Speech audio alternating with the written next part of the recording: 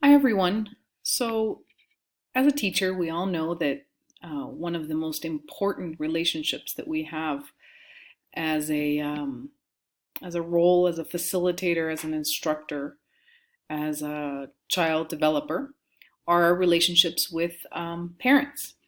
So, in order to facilitate some of that positive parent-teacher communication, here are 5 tips that'll help you out as a teacher.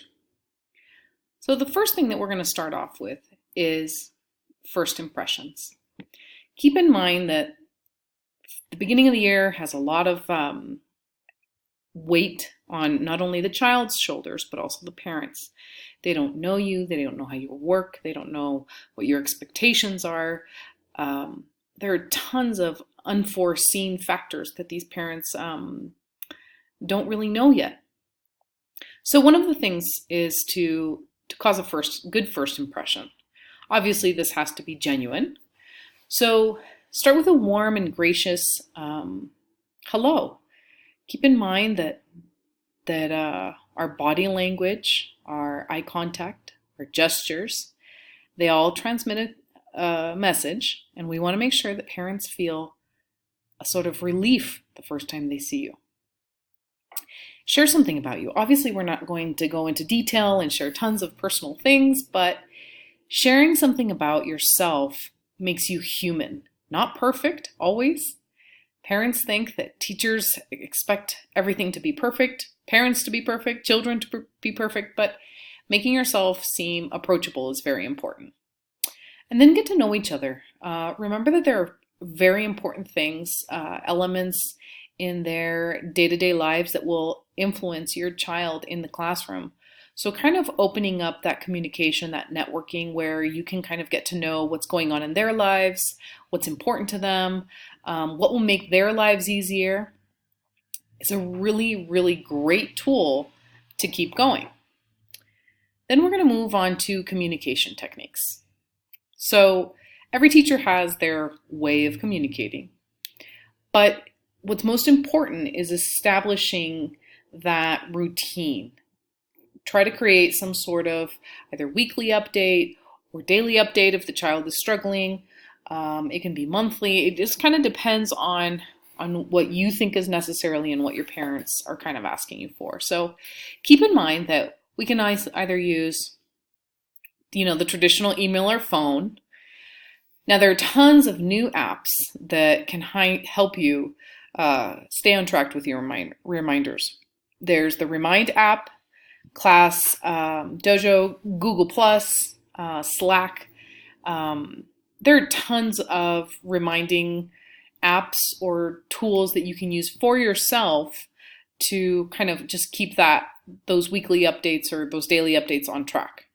Quick post-it in their notebook, not a big problem, but make sure that you guys are all on the same page and that they feel like they know what's happening, you're keeping them in the loop, and they will most likely reply. Third is learn from parents. Parents have been with kids for a long time. They know their strengths, their weaknesses, things that set them off. So, reach out, make sure that you're learning from them as well. You're not the only one who knows everything. So learn from them. They carried the child, they raised the child. There are things that, present themselves differently at home. So become the student. Listen to them when they're talking. There are certain things that they know that can help you out in your classroom. Fourth, be resourceful. Teachers are always expected to know everything. However, we may not know everything, but we can be prepared to supply some of that knowledge and some of those resources that we have in our little, bag to share with parents. They're always going to look for your, not necessarily approval, but you to kind of send them in the right direction.